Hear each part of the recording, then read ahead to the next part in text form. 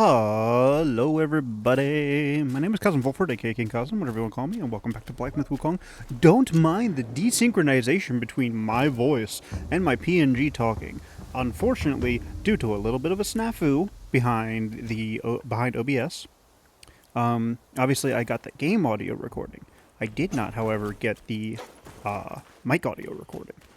So, while the mic is picking up that I am talking, unfortunately you guys obviously can't hear it. But I did quickly figure it out. Well, I didn't quickly figure it out. I figured it out near the end. But I will make a comment about it in a bit. Well, near the end of the episode. But don't worry, it's fine. You all will learn it. You all won't learn it. I'm just bad with words today. Anyways. What I am doing today is that I am discovering, well, not discovering, I am showing you guys what I discovered off camera. If you remember correctly, I had been feeding the armor worm. I think it's the armor worm. I fed it some cocoons. And apparently you can get the soul of the armor worm that you fought previously. And so now I'm just kind of loading, waiting, hoping. I just now noticed that this area is so bright. I didn't notice it while playing it, but I'm noticing it now. It's bright as opposed to nighttime. But anyways. We're warping back to Ryu Scroll Village. What would you call that? I know some people would probably call it the village. I call it a Ryu Scroll Village. As you can see up there, right there's the soul. And this struck me as a little bit unique because of the fact that I know this has a different cadence than if I were actually playing, but I'm sorry, it's what I had to work with. It's either this or no Black Myth Wukong episode, and I feel like that would be more confusing. But it's interesting that normally when you fight a boss that has a soul, you get the soul immediately. But in this regard, it's completely different. It just kind of, you have to do an extra couple steps. You gotta bring it to the dragon, the elderly dragon man here. You gotta... in this world, only I like Shenlong, I do. Who's there to lend me? But you gotta bring it back to Shenlong. You got to feed, you have to gather the cocoons. If you haven't already done that, you have to feed the cocoons to a little armor worm, and then you have to leave and then come back, and then you can get the soul. I think that's kind of interesting. I do wish that there were other souls with steps like that, because I did kind of accidental my way towards it. The only time I ever really looked anything up was when I was already at the final step.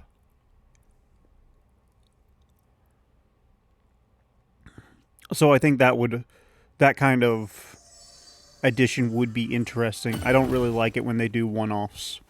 Now what I'm trying to do is I'm trying to find a specific boss. Unfortunately, it does take me a little bit of time to find this boss. But this boss is important because he leads you to the secret area of this chapter 4. He is imperative that you find him. And unfortunately, you have to find him in... Oh my goodness. The way to find him was a little bit tricky. Actually, what am I doing here? Who brought malice to this land?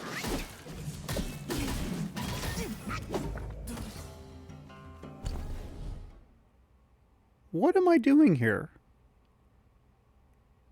Oh, that's right. I had misread the guide.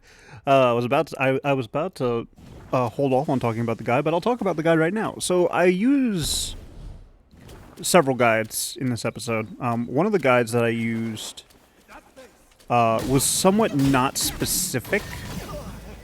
Like, it was specific, but it wasn't too specific. Hey, stop it. You stop interrupting me. I'm trying to have a conversation with my viewers. Thank you. Anyways. Basically, what the guide had been telling me was that I need to go down somewhere. There's a pathway that I was supposed to take at an intersection. Unfortunately, I wasn't really understanding said guide. These guys are a side tangent. These guides are interesting to me. Because they make mention of, like, Buddhists and stuff like that not being allowed in the temple, and that strikes me as a bit interesting.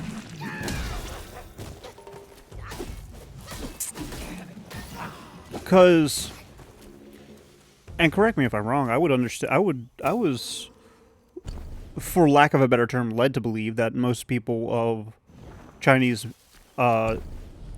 Chinese heritage around this, around, the main part of China around this time were... What? Oh, him. Buddhists. It's just interesting to me that there... I should have realized this when, like before, a long time ago, that there would be people from ancient China that weren't Buddhists or weren't... Actually, come to think of it, what was the main religion for ancient China? Was it Buddhism? Taoism might have been it, actually. Taoism. It's Taoism. I don't want to say that with confidence, but I believe it is Taoism. I believe Buddhism is a part of Taoism. I'm in trouble. There are 3 guys who want me dead, and one of them can pounce on me repeatedly because he's a dick.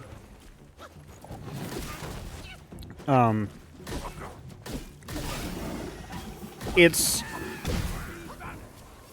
interesting when you think about religion and regions and stuff like that. I don't like that those guys can interrupt your attack stream. It's so annoying.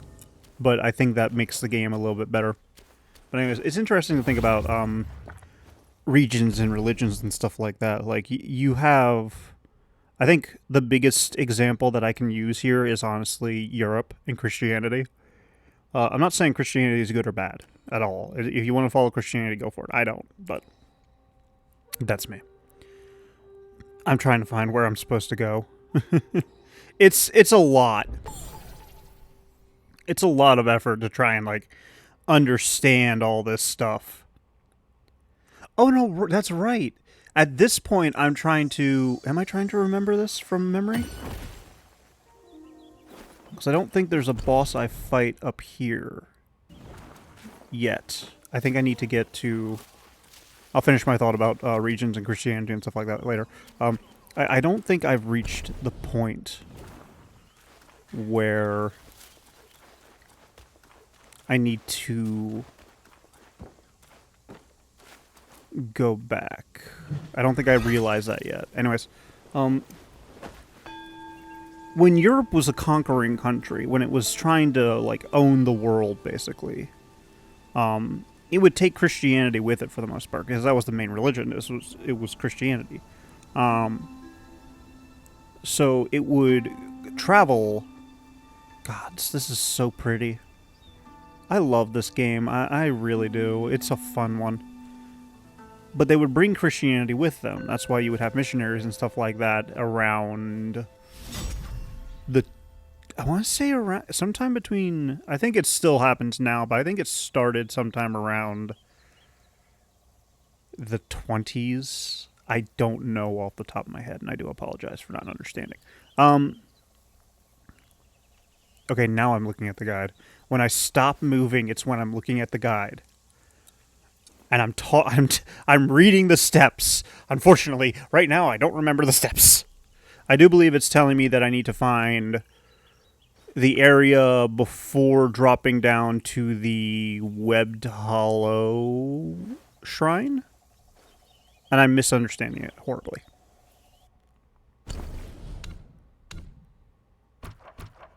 Oh, right. I'm actually looking up whether or not I've actually run into this enemy, because it is a character that I run into, not a boss. Well, it is a boss, but it's a character, not a Yao Guai chief or anything like that.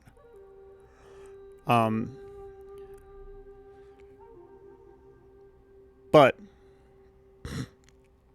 I will say that when you think about how religion has spread and moved and shifted, it's so fascinating. Because it shows a little bit about how humanity as a whole kind of adapts and grows. It's kind of like watching those slime molds solve mazes. And now here's me trying to figure out how to get to the underground again. Oh, I figure it out. I figure it out, but it's, oh boy. Also, for those wondering, because I did do an ARC episode where I pretended to be, like, still playing the game, even though I actually was, like, doing the voiceover a week afterwards because of how the fuck-up happened. The reason I'm not doing that now is because obviously I have a very blatant indicator of when I am talking in the video. But also, it's a little bit harder to capture it in the moment, if you think about it. And I do realize that while I'm doing a voiceover, I'm more chatty, I'm more talkative. It does make me think that maybe I should do some challenge videos, like challenge videos or 100-day videos or something like that. The issue is I would need a little bit more time to do so. So that's kind of not going to happen at this moment. It might happen in the future. It's all dependent on what happens where. I would like to try them a couple of times, but obviously I'm not going to right now. And here's me trying to figure out like where the drop point is.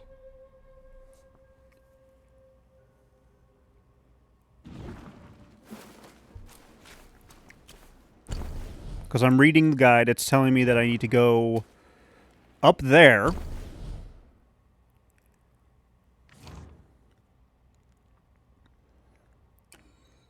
And that there's a point where I can run to a wooden platform. It's before the wooden platforms where I jump down. So you're going to see, it's going to be a little bit annoying. I do get my shit together within the first half hour, though, so just bear with me. I really do.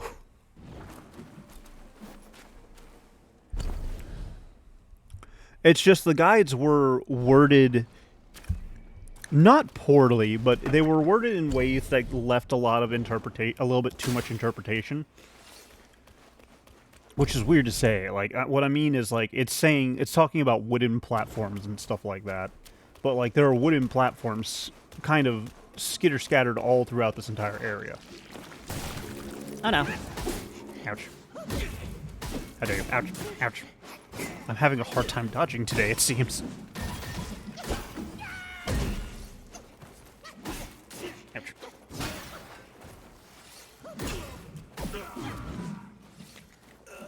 But you know what? I'm actually going to use this opportunity to talk about the game, since I don't actually get a whole lot of time to talk about the game because I'm too focused on playing the game. I genuinely think that Black Myth Wukong is a very well-made game. It has a lot of moments where I get irritated and stuff like that, but I realize that it's kind of my fault. Like, yeah, the game is hard for the most part, but it's not impossible. Like, I proved that with Yellow Long. Die. Die. I proved that with Yellow Long. But the interesting thing about this game, in my opinion... Excuse me, I apologize. I'm drinking a soda right now. Also, the reason I'm over here is because I feel like this is where, like, the webbed cocoon area would be, which is what I'm looking for. Unfortunately, I can't reach it yet. But don't worry. I will find where I'm looking for. Because I technically have already passed it a couple times. I think. Yes, I have.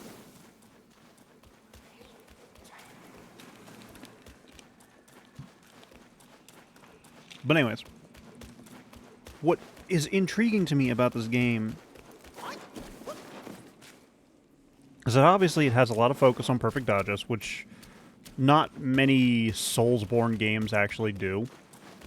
Like, they'll have focuses on perfect parries, or I'm trying to remember what was Bloodborne's was visceral attacks, but you get those by kind of pushing the Hellfire, pushing the enemy to a point where they end up staggering. And Elden Ring actually had that too for the most part. I don't know about the Dark Souls games. I've never actually played too much of the Dark Souls games. And obviously I know that this is not a FromSoft game. This is a Souls-like. It is not a Souls game. But what's intriguing to me about... I'm realizing I'm in the wrong area. Slowly but surely. But what's interesting to me is that this game has a very obvious inspiration. It's Journey to the West. And what really helps, like, sell that you're... I don't know, it's like, is it supposed to be after the main story? Because it kind of feels like it. It kind of feels like it's after the main story to Journey to the West. But what's interesting to me about this whole thing, about the whole game in general, is just that it feels like I'm still playing my own story. It encapsulates that part of the Soulsborne games. Like, a good example is Elden Ring. I'm obviously playing through a bunch of areas. It's not open world, very obviously it's not open world. But I'm playing through a bunch of areas, and I'm still completing a story. Things are happening. And that feels good to do in a game like this. Like, it's not all just combat. Another big difference behind this game and the Soulsborne games is that the story is being told to me through character dialogue. Like, the characters in cutscenes are actually communicating with me. And that's amazing to me. That's incredible. Like, well, I mean, it's obvious. It happens in other games, but, like, for a Soulsborne game to do that, it feels different. I'm actively trying to find the character. Also, Zubei's picture is quite interesting. He looks taller and portlier than he actually is in the image. I wonder if they used actual images of Zubei and, like, all the other characters as, like, inspiration for these drawings, and they did it themselves, or if they just copy and pasted it. I doubt they copied and pasted it, because it obviously looks more recently drawn. But that's another thing, like, they still include lore in, like, the items and the character profiles and stuff like that, but most Soulsborne games don't have this. You actually have to look up this stuff. Or look at the items you pick up. It's intriguing, it's interesting, it's amazing that it feels somewhat like a Souls-like game. Or it feels like a Souls-like game. I'm actively trying to find where this damn location is. It's so annoying. But, like, obviously, I am playing a Souls-like game.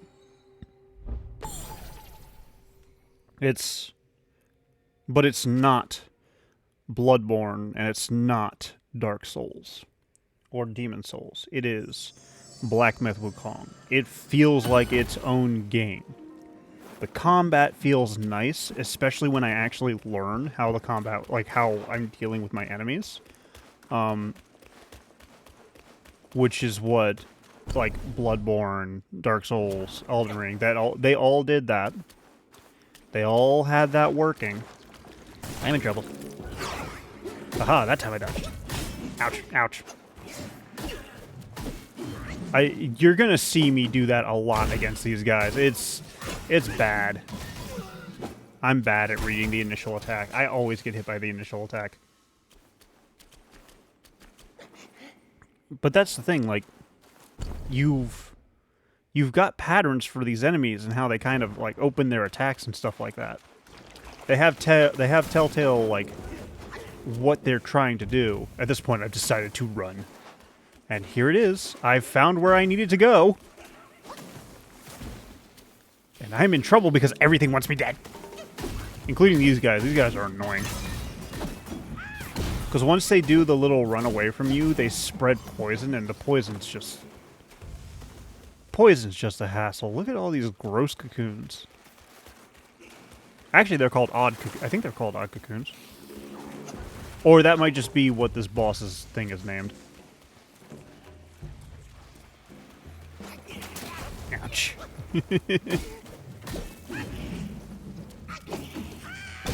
But yeah, enemies have patterns, they have movements that are all the same. It's just interesting. I've also realized that I need to, whenever I go to collect these souls, I need to drink to top myself up, because that's how my flask or my gourd has been refilling.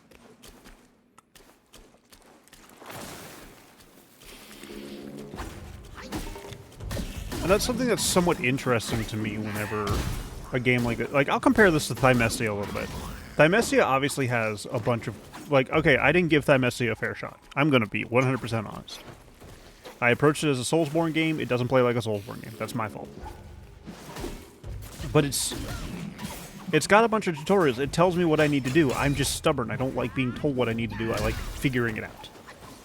And with Black Myth Wukong, they balance it out a good bit. Oh no, that's Scorpion Dude. Oh, I hate the Scorpion Dudes. Yay, my map's opening. But they balance out, like, tutorial stuff with actual gameplay. And now I'm poisoned. But I did get a spark.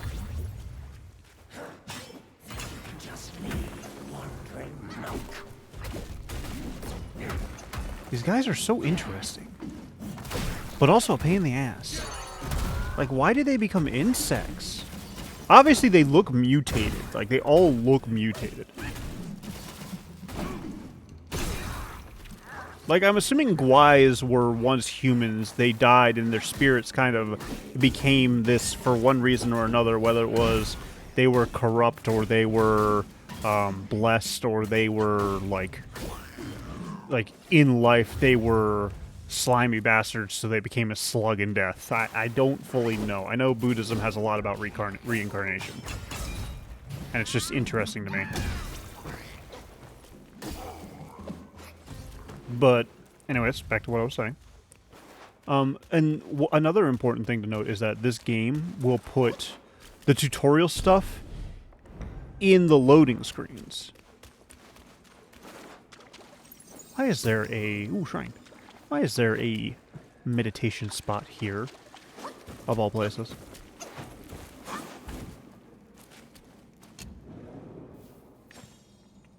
It's just interesting to me that a game can feel like another game without being a one-for-one copy of that other game. Take notes, Nintendo. Just because one person is copying something that you have been doing for a while doesn't mean they're actually copying you.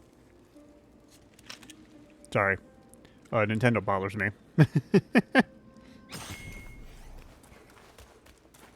But yeah, I'm in the area I wanted to be in. This is called the Shattered Jade Pool?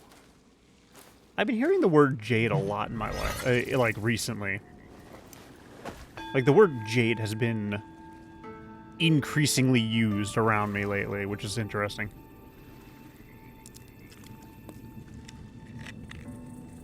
I have a friend called Jade. This is a pool called... I think this is a Shattered Jade Pool. And also, I have... There's a Warframe named Jade. There was an enemy in... What game did I play recently? Palworld. Palworld was an enemy named Jade. It's just a lot of Jade, and I think that's kind of interesting, to say the least. Also, I'm going all in on Spellbinder. Spellbinder is an interesting ability that I like. You don't get too many games where it gives you something that... Ooh, a soul. You don't get too many games where there's, like, you obviously get a lot of games where there's a payoff and trade-off type thing. But you don't often get a game where you can have a build such as a heavy spell use build, and then give you an item that benefits you, or a spell in this case, that benefits you from not using it. It's like, I don't really have much of a like, the thing about the Spellbinder ability is that there's a lot of those guys. That's a giant cocoon, and there's centipedes on the ceiling. I hate it. I hate centipedes. I don't fear them, but they're the poison ones. Like, they're the ones that can kill a grown man, and I don't like it. Stop laughing. Wham! I definitely thought that was going to be a one-shot. It was not. I do like that it allows me to get some build-up going. This man's a slight masochist. I'm sorry. Days of practice. 8 The centipedes. No, please. This design is so interesting to me. here at last. How many arms does he actually have on his back? 1, 2, 3, 4, 5, 6. So he has 6 arms on his back and 2 on his other side. So he's definitely arachnid based. Although he does technically have 10 limbs. Oh my goodness. The way he fights is so interesting to me too. Obviously, I'll activate Spellbinder for extra damage. Ouch.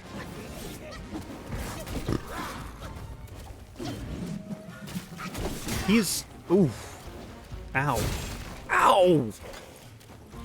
Stop it. Hold still. Flippy bastard. He's got a few... That rush is annoying. I can't make too much comment. There it is. Okay. So that's Falter right there was him losing one of his 6 back limbs. Which is an interesting gauge on how well I'm doing in a battle. Like, as far as... There's another one. As far as I'm aware, this is one of the first times where we've had... What did you just throw at me?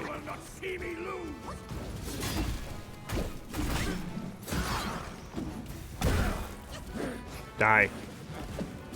Die, damn you. Get back here. There we go. Hold your smirk, you audacious monkey. So he lost 4 limbs through that fight. When I reach my full mastery. And he becomes a centipede and digs into the ground. I hate it. I love that I'm blindfolded. It's just so funny. It's the classic blind monk trope. They're moving. I don't have a fear of centipedes, but they are definitely one of the few insects that definitely give me the heebie-jeebies and not something I want to be near. They're just no. Like, I love bugs, as you know, within reason. But like the centipedes are one of the ones I'm just too wary of. I'm sorry. If centipede's your favorite, that's fine. It's not mine. They're cool looking for the most part, but knowing what I know, they're not something I want to deal with. But anyways, I'm also going over here to explore this area to my right. But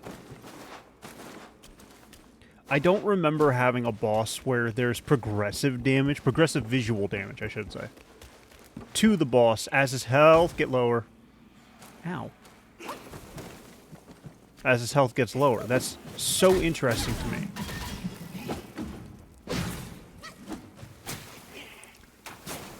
Ow. You are a dick, sir. Hello. That was my Discord, not anybody else's.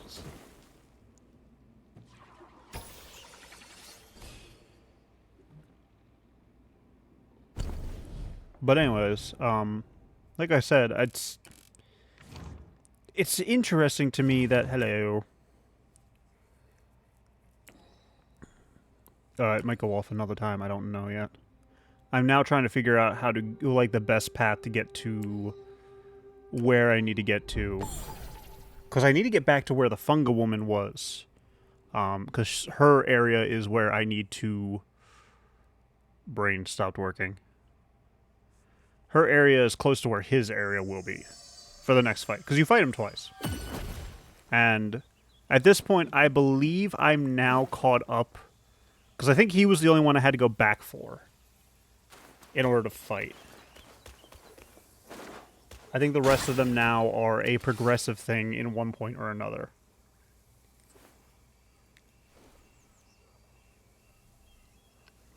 Don't mind me, I'm reading the guide. But, I do hope that progressive visual damage on an enemy is not a one-off thing, but I do understand if it is. Because it is something somewhat tricky to pull off.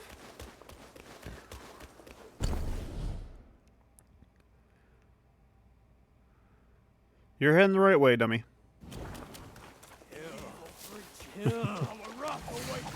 I just choose to run. I do like that they have made it so that you can't just spam roll. Ow, I forgot you were there. Because in most games, like Elden Ring as an example, you get a single roll and you just can repeat that over and over again to kind of give yourself a speed boost. Holy shit. Die. I do like that you can just stun lock these guys, though. Oh, you're dead. You're dead, son.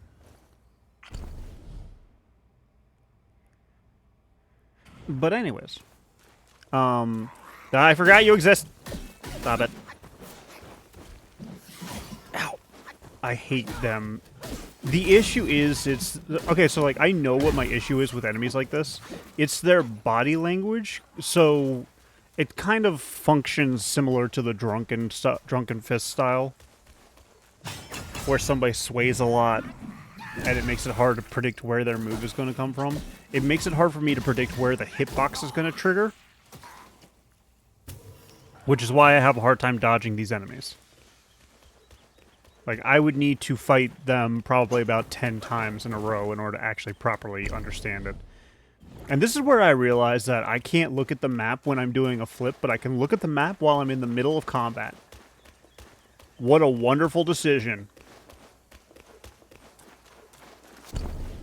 Wunderbar, game. Wunderbar. And now we do a little slope slide. Kind of. Maybe.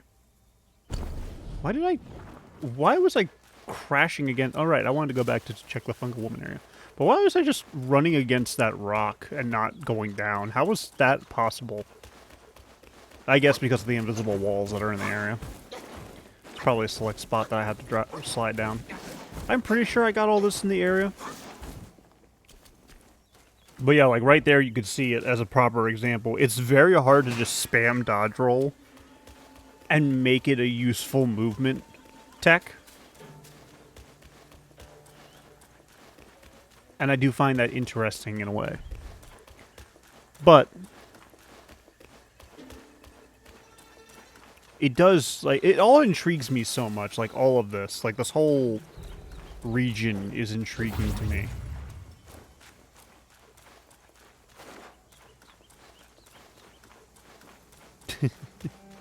I thought for certain I'd slide down here, but apparently not. There he is! There's Mr. Bugman. Okay, I need to look at his face real quick. So why are you helping me?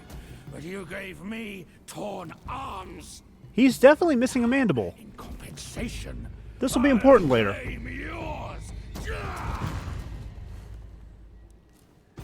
Why would he... So this is interesting to me. Like, his statements are very interesting to me. He talks about how he's doing this for my sake.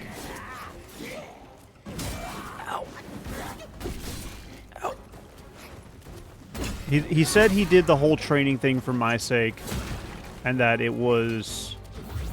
I should be grateful, and that he's gonna rip my arms off, because then again, what enemy isn't gonna rip my arms off?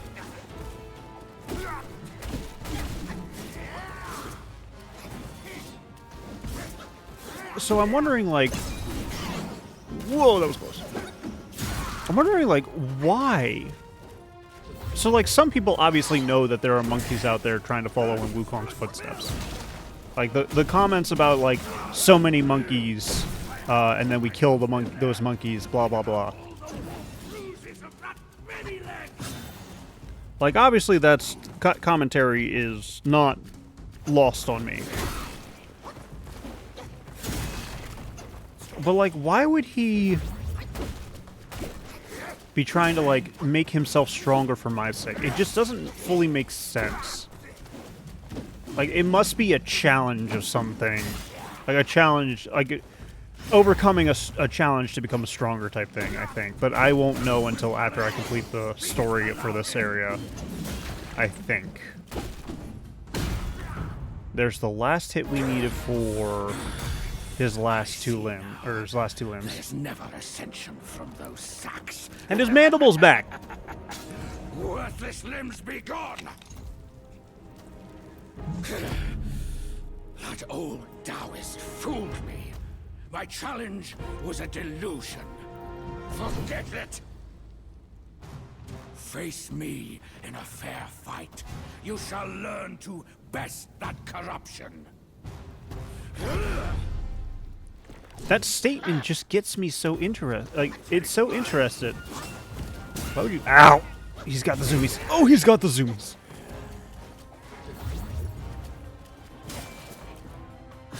Yeah, obviously I'm going to struggle with this. Like, his fighting style's changed. He doesn't have any projectiles aside from throwing his swords that I've seen. It's just so interesting to me that you have an enemy who obviously is talking about how he's, like, trying to do something for my sake and best a corruption or whatever that is. But, like, what is this corruption? What is he talking about? Like, I haven't faced anything that, like, tries to corrupt me, per se. Like, not, like, in combat or anything like that. Maybe in story a little bit with the spider's mind control. Find the needle on Purple Cloud Mountain. No, my friend. Honestly, I wouldn't mind having a friend like him. As long as he wasn't constantly trying to kill me. He seems like a great guy.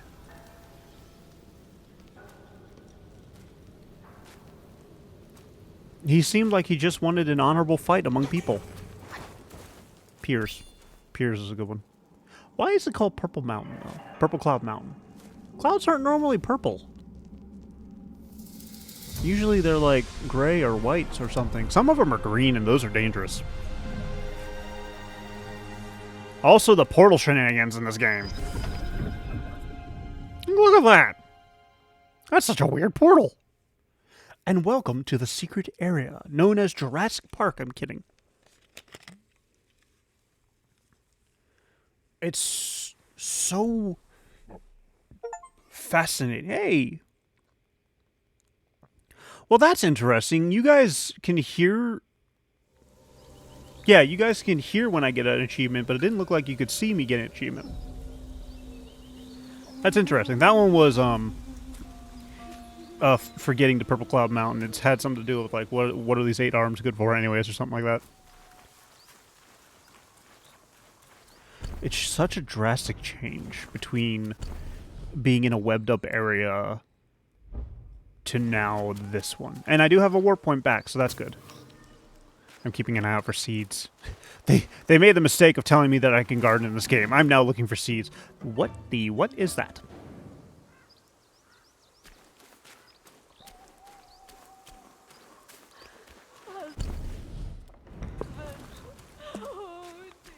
Lady crying?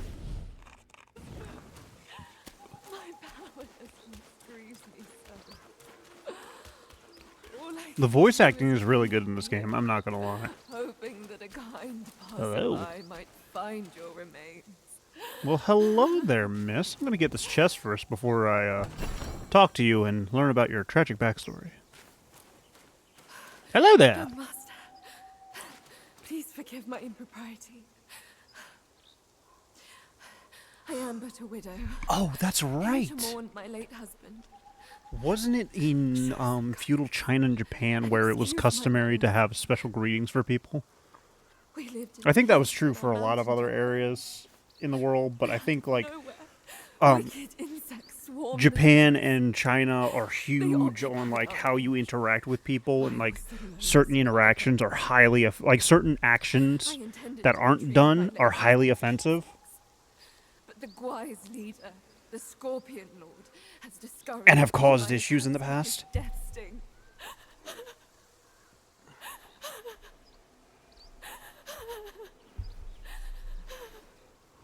Young master, are you heading up the mountain? Possibly. Venomous Yaoguais have infested the forest ahead. I've got plenty of gourd. Remember to carry enough herbs with you, in case you fall.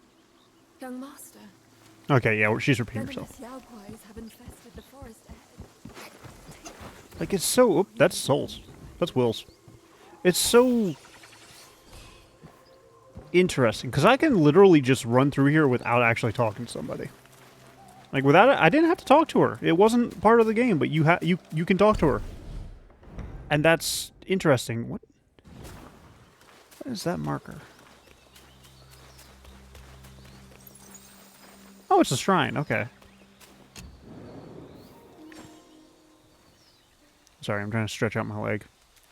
Oh, dog, why would you do that? Why would you sit on my foot? Ouch. This is an interesting... I feel like I'm just a broken record at this point, but still, like, it's so... There's no other way to put it. It's an interesting and fun game. Like, I can see why a lot of people like it. It's just fun. Like, it rewards you for exploring. It has ways to help you not feel like you're, like, overburdened and have to return to a shrine. Honestly, my biggest gripe with it was, honestly, the Chapter 4 area.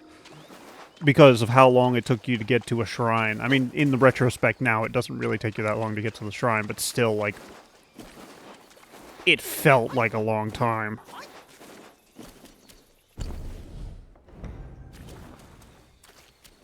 And this was before I realized the fast travel, and I don't... Hey, you are a giant tree. I saw you... In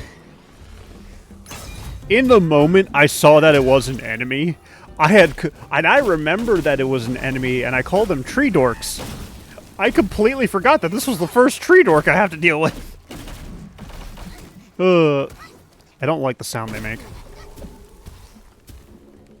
The sound they make is a little bit suspect. Excuse me a second, I'm going to move my computer slightly and put it on my lap. Because my legs are cramping up just a smidge.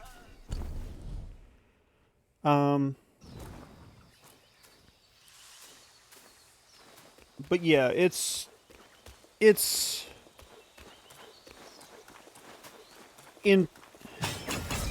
I'm trying not to say interesting. I'm being 100% real with you guys. I am trying not to say interesting, but it's hard for me not to say that. Like, hey, look, another tree dork. It's fun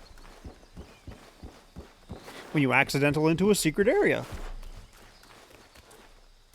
Like, obviously, it's not very secret. Like, there are other ways to get up here and figure this out, but like, this is why I think this is why Bloodborne is one of my favorite games for the Soulsborne series. Once again, I haven't played the other ones to their entirety, and Elden Ring's a different beast altogether. But like, the game rewards you so much for exploring. This is interesting. I found this crow coin, and it works with the Jade Moon Rabbit. There's another jade right there.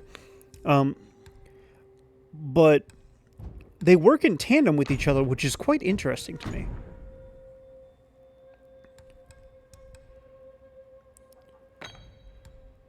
So obviously I'm going to test them out and see how it works.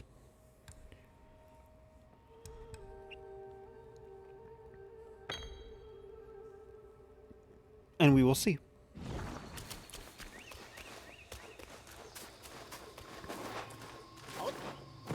But yeah, I think they did a real good job with this game. I really do.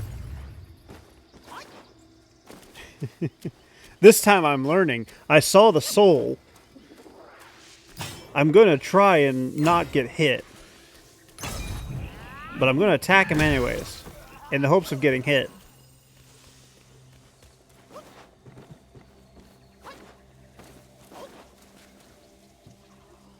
I didn't learn. I'm sorry, I lied. I didn't learn. I didn't learn in any capacity.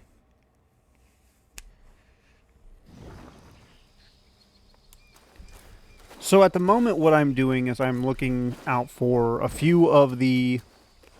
Because I believe there are 1, 2... Technically 3, 4... Technically 4 enemies in this area. Oh no. Oh hey, you're a soul one, aren't you? Get stun locked, bitch. Give me your soul, bitch. You're not stun locked anymore. Okay, you're back to being stun locked.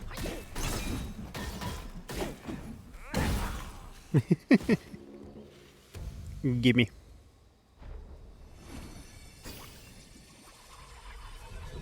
Gimme, gimme, gimme. But yeah, this is just... I'm not going to say it. I want to say it, but I'm not going to say it. What's in the tree? A tree pearl! And now I smack the tree. This tree is interesting because it's followed the same pattern every time for me. Obviously, I deal over half of its health, almost half of its health, in a single attack. And then it immediately starts summoning its little mini minions. So I'm wondering if I had let it actually try and attack me, would it be different? I'll probably find out about it next episode. Sorry, it's a little bit late for me. Don't you throw your wind at me. How little... Die. What's in the box? Give me what's in the box. It's another curio! This area is inundated with curios. Slightly increases experience gained from defeating enemies. So it's the opposite. It's the counterpart to the will one. Which is intriguing. I think I also have one that actually increases my item drop rate. So if I really need to farm, I can do it that way. Ooh, another shrine sound. Where are you? Where are you taking me? Where are you leading me? Oh, you're leading me over there? Okay. This poor man's about to have a bad day.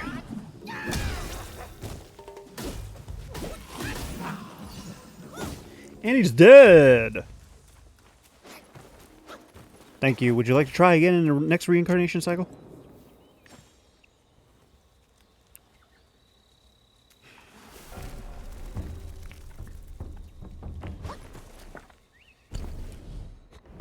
Once again.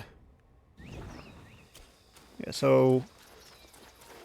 I'm under the mental impression at this point in time in the episode where I'm thinking that I need to progress normally to try and find... I would need to progress normally to fight what is called a Scorpion Lord in this area. That's why I've sidetracked myself to kind of explore the non-obvious progression point area at the bottom of the map. Because if I open the map sometime soon, I should open it sometime soon. Yeah, right here. If you looked... So fast! I don't give myself any time to properly look after the fact.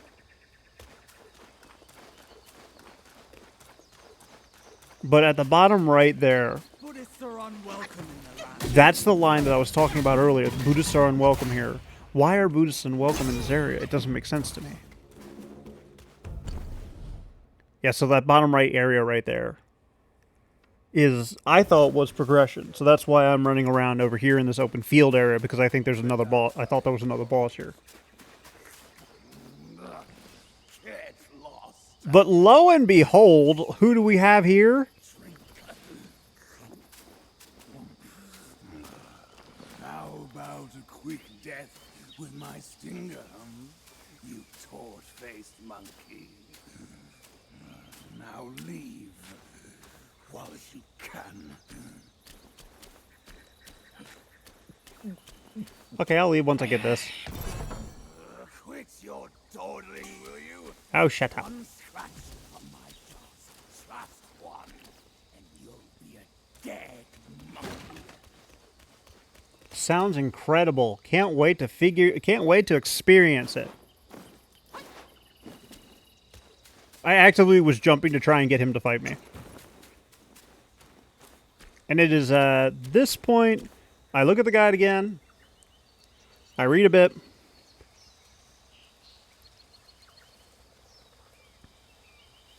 I keep reading. Actually, no, at this point it's me trying to actually, like, figure out how to trigger the fight. Because I think at first I need to leave and then come back. And then I figure it out. I go back to the area. And I trigger the boss fight.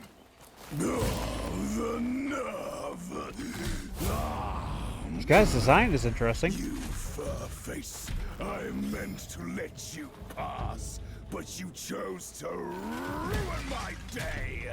I mean, you just ruined your day yourself by breaking your other pot. Oh no. Oh my goodness. That hurt.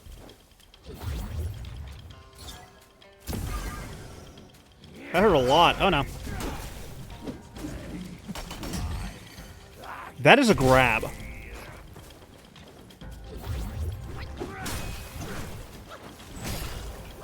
He hits so fast.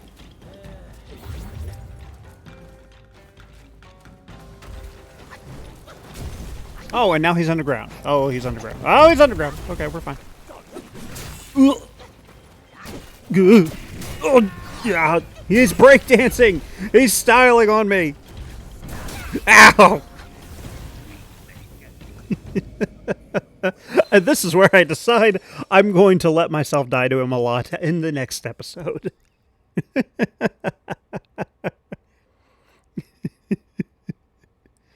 It's so interesting to have bosses. I said it. Damn it. It's amazing to have bosses like that. And this is me switching back to my normal curios. Because I didn't see a noticeable difference. I could be wrong. And there was a noticeable difference, I just wasn't noticing it.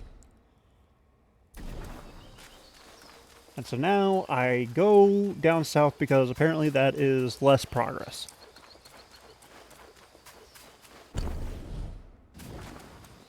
Although now that I think about it, in retrospect, fighting and killing Scorpion Lord is probably how I get the Widow's husband's stuff back. So there's that.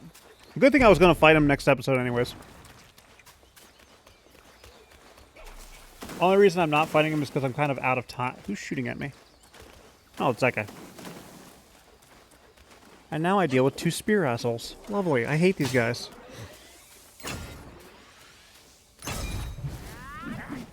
Wham!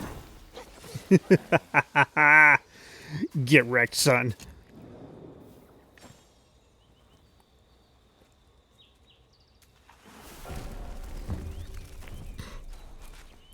Now, at this point, I'm aware of another boss based on its name, but I'm not too 100% certain about it.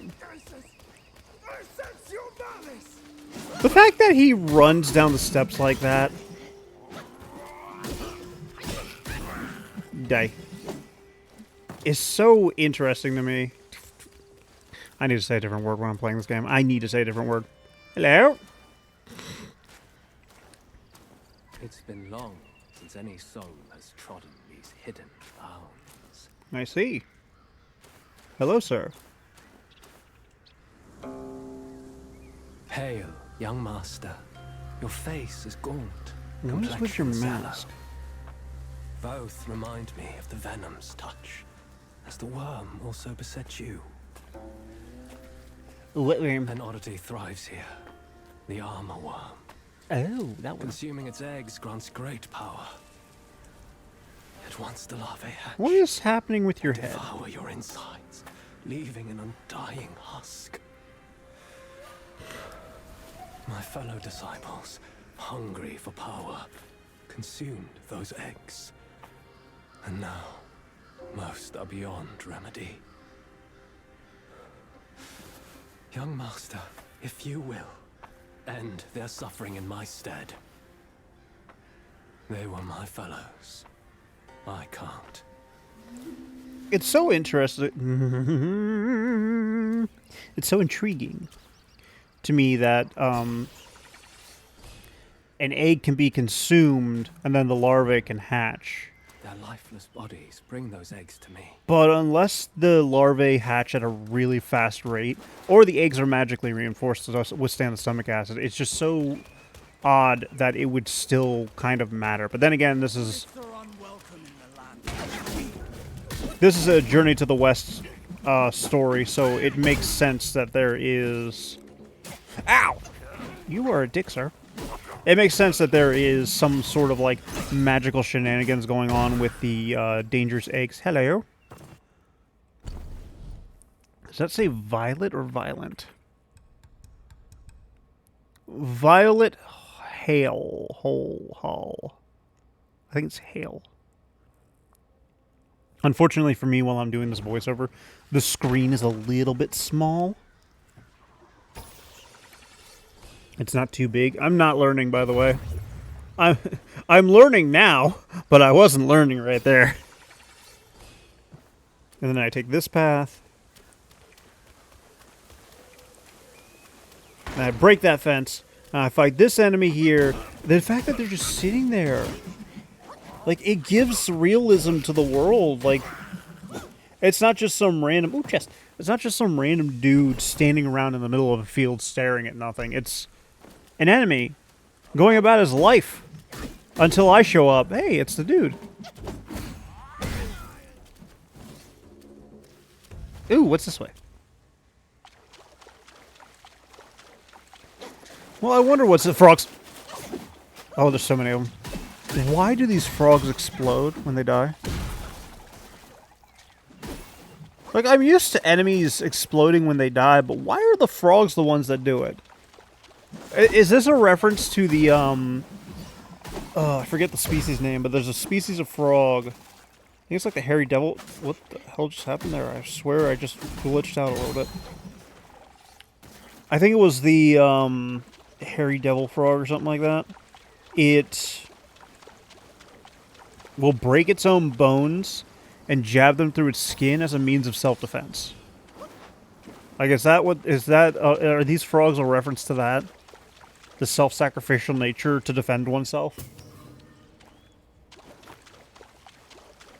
Found in some amphibians?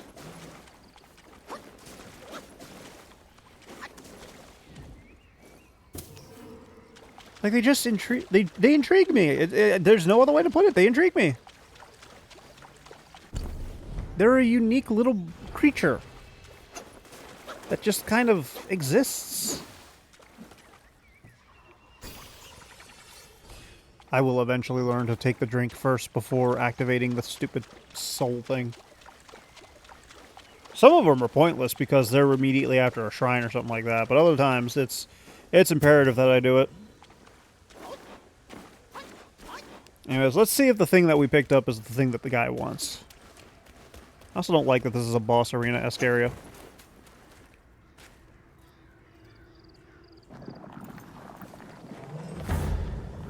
Splendid.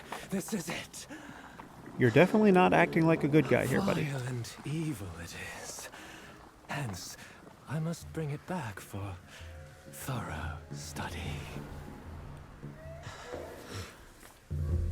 Young master, in our brief acquaintance, you were kind enough to do me a favor.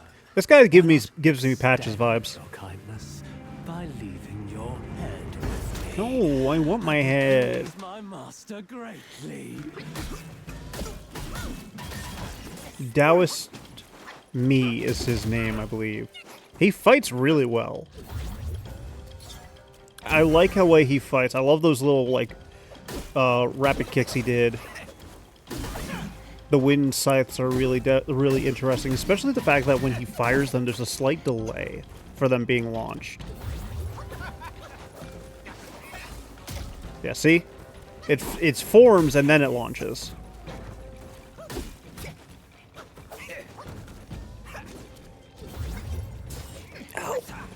This man really is cutting me up, though.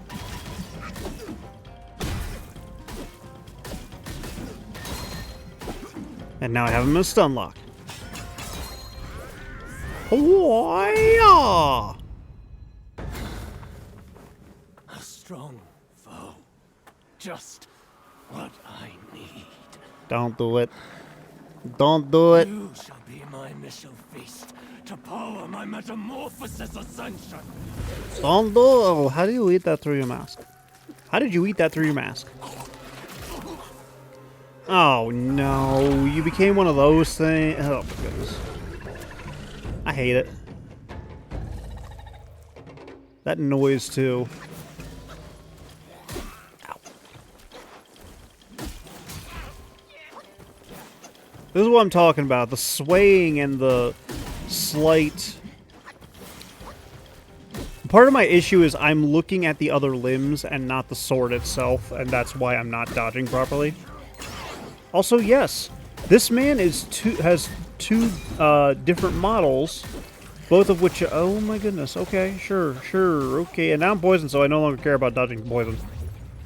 But yeah, this man has two models based on two enemies that we faced here in the past. Which is not uncommon for this game, but definitely intriguing. Now I've just replaced interesting with intriguing. It's a good use of models. And you're dead. Die, Dallas May, die.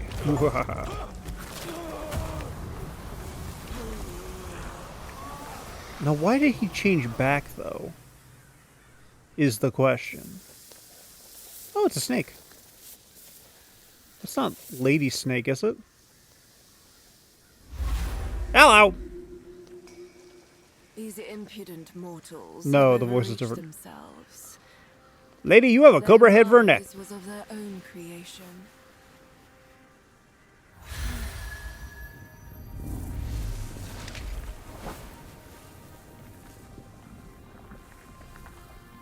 But you are special. What poisoned them only strengthens you. Intriguing. Keep it close and wield it wisely. You'll see its potential. Thank you, I guess. Oh, why did I put it in my Release ear? him. Being trapped there is a torment worse than death. Good to know. I've watched him grow up. I cannot bring myself to do it. I guess that's normal.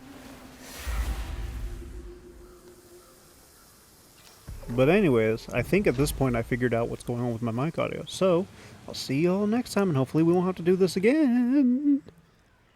You know what's fantastic, everybody? Absolutely fantastic.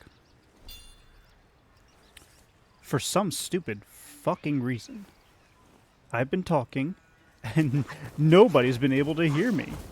Isn't that great? You know why? Because OBS decided I'm going to forget what your fucking mic settings are.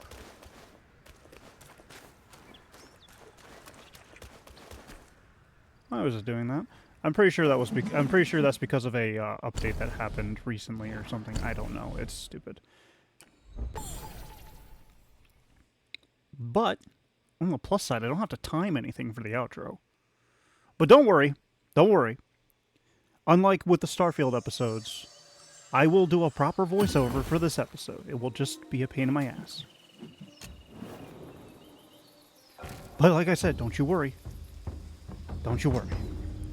I am going to call it here. Thank you all so much for watching. If you enjoyed this episode, please leave a like and don't forget to subscribe to my channel. And we some more content like this in the future. And if you come back on the regular and you're not subscribed, please subscribe. It's free, helps a ton. I'm greatly appreciative. If you'd like to share this video with your friends, your family, favorite group of, I don't know, venomous Taoists, I'd appreciate that as well. And if you'd like to support me as a content creator, if you'd like to join me as a fellow content creator, as content lover, I have a Coffee, a Patreon, community Discord server link all in the description below. And as always, I will see you as we continue our adventures in Black Myth Wukong. Bye-bye.